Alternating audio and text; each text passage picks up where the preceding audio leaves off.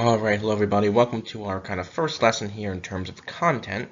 Our first unit we're going to focus on for this class is looking at kind of life at the end of the 1800s, after the Civil War and things like that. So we're really going to start about 1880 or so, leading up to the 1900s. So that's kind of where we're starting at to give you an idea of the timeline, okay? So our first lesson here is going to talk about incoming immigrants. Excuse me. So our objectives and standards are to understand the new wave of immigrants that came to the United States at the end of the 1800s and also early 1900s as well, and to analyze restrictions placed on immigrants in the United States. And take a moment there to read the standards, please, if you would.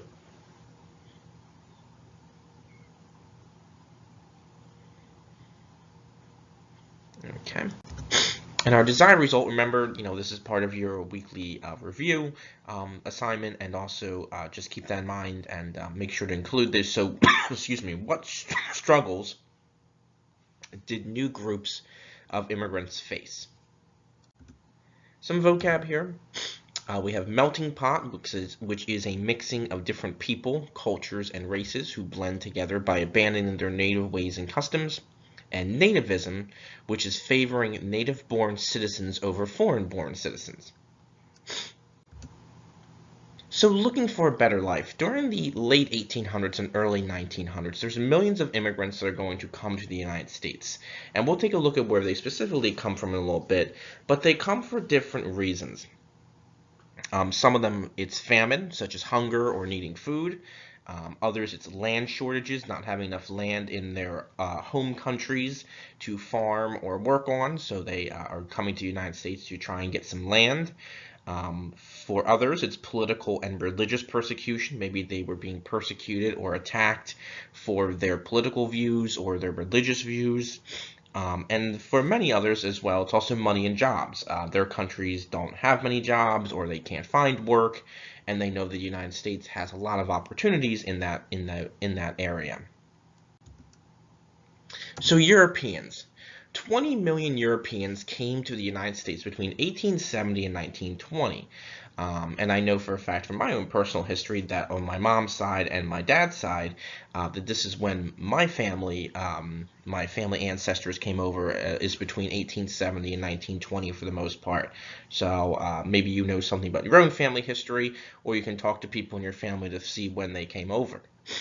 Now, prior to 1890, many Europeans came from Western and Northern countries. We're talking about places like England, France, Germany, Ireland, places like that.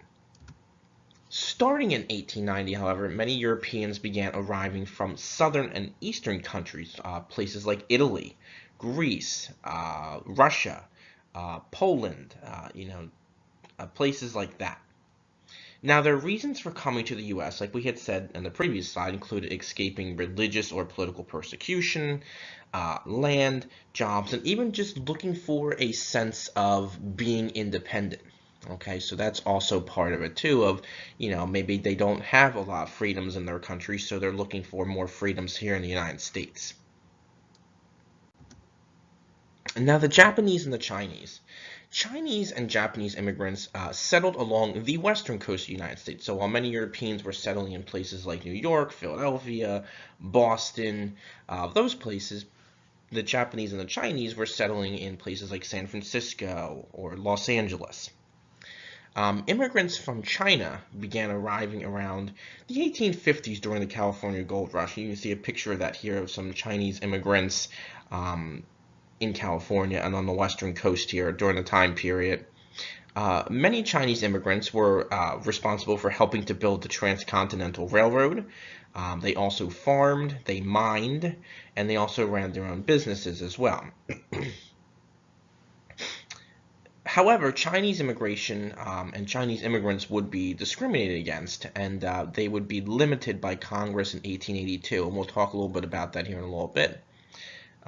Japanese immigrants began arriving in the United States around 1898 after Hawaii was annexed or taken over by the United States. So more immigrant groups. So between 1880 and 1920, immigrant groups also came from places like the West Indies. Now, about 260,000 Jamaicans, Cubans, Puerto Ricans, and other islanders settled in the eastern and southeastern United States, and many were also looking like other immigrants were looking for jobs and money. And there were also many Mexicans who immigrated to the U.S. during this time to escape political turmoil. Mexico was going through a civil war at the time, so they were looking to get away from that, and also for jobs. And about 700,000 Mexicans immigrated to the United States beginning after 1910, again, kind of during their Civil War, until about 1930. So here's a map here which shows you the number of immigrants and where they were from 1880 to 1930. So again, we can see here, let me get a different color here. So we can see here that a lot of the European countries are coming to the eastern side of the United States, right? We can see Norway and Sweden, Russia, Ireland, France, Germany, Poland, Austria, Hungary, and Italy, okay? And then again, a lot of the more Asian immigrants from Japan and China settling along the western coast of the United States. I'll give you a minute there to look at that real quick.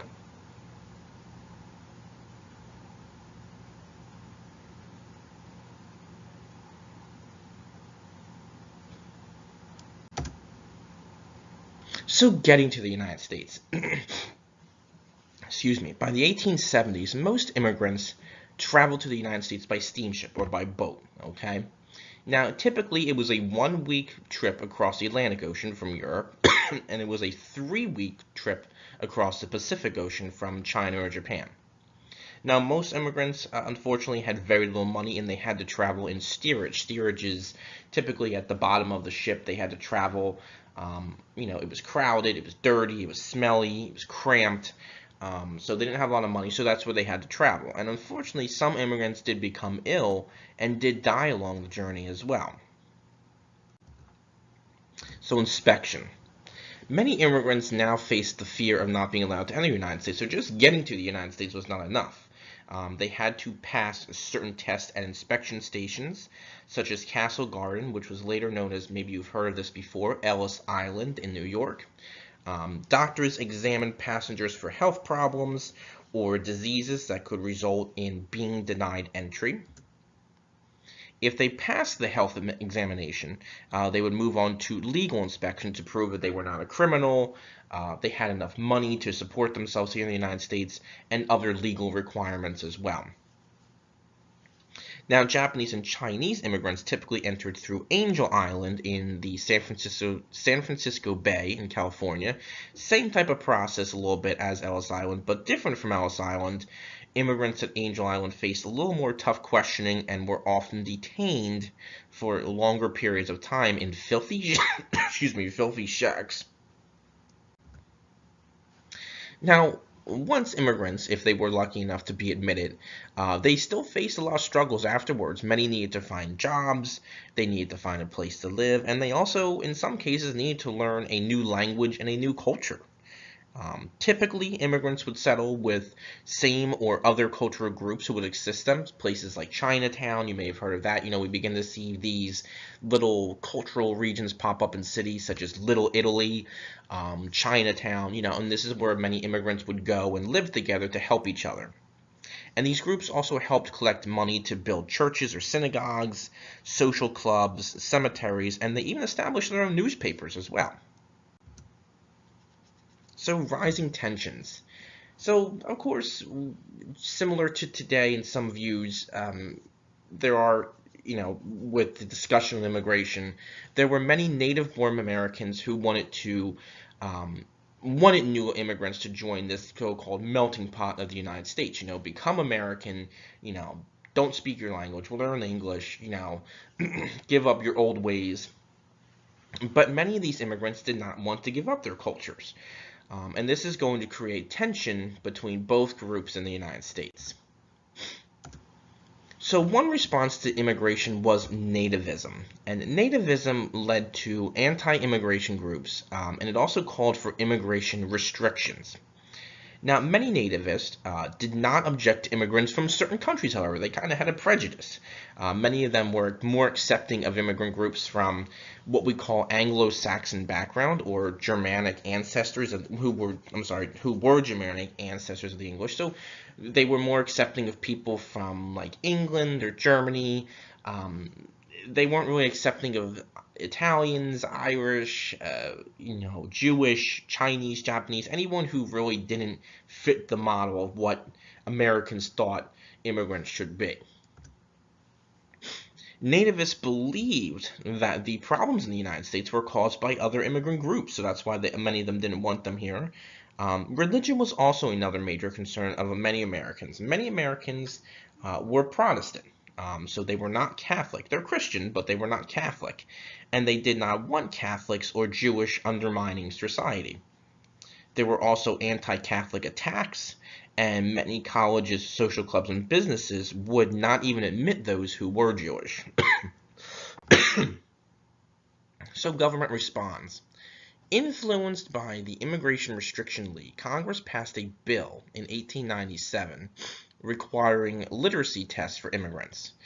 So those who could not read 40 words in English or even their native language were denied entry.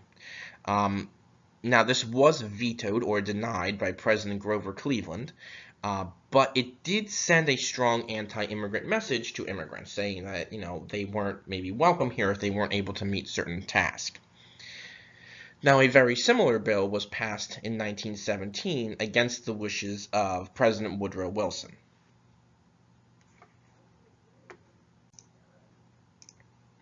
So, immigrants from Asia. Anti-immigrant sentiment was strong in the labor movement. Now, many Native American born Americans felt that these immigrants would steal their jobs. And this was especially true along the West Coast, where workers feared that Chinese immigrants would accept lower wages or lower pay for work. So people would hire these Asian immigrants instead of Americans, so that was a major concern of theirs. During the Depression of 1873, anti-Chinese sentiment reached a boiling point, and in fact, in 1882, the Chinese Exclusion Act was passed by Congress that banned entry of Chinese immigrants, except those who were students, teachers, merchants, government officials, and tourists for at least 10 years. And the law was actually extended in 1892 and also in 1902, and it was extended every 10 years indefinitely. I'm sorry, in 1902 it was extended indefinitely until finally it was repealed in 1943. Some other restrictions, fear of Chinese immigrants soon spread to Japanese and other Asian immigrants. In 1906, for example, the San Francisco Local Board of Education segregated schools by placing Japanese children in separate ones. Japan became very frustrated with this, with the treatments of immigrants to the United States. So President Theodore Roosevelt worked out a deal that became known as the Gentleman's Agreement of 1907-1908, where Japan would restrict immigration of unskilled workers to the U.S. in exchange for repeal of segregated schools. So Japan agreed that they would send people with higher skills or higher educations to the United States if the U.S. would repeal this segregated school system. All right, so kind of wrapping up here, our closure. What struggles did new groups of immigrants face? Obviously, think about their challenges to get here, their challenges upon arrival here, such as inspection and trying to find and figure out their way in this new culture and society, and then what other restrictions did they face and discrimination did they face from Americans? Okay, so that will help you answer your question. Be sure to include that on your weekly review there, and I hope you have a great rest of your day or night, and I will talk to you soon.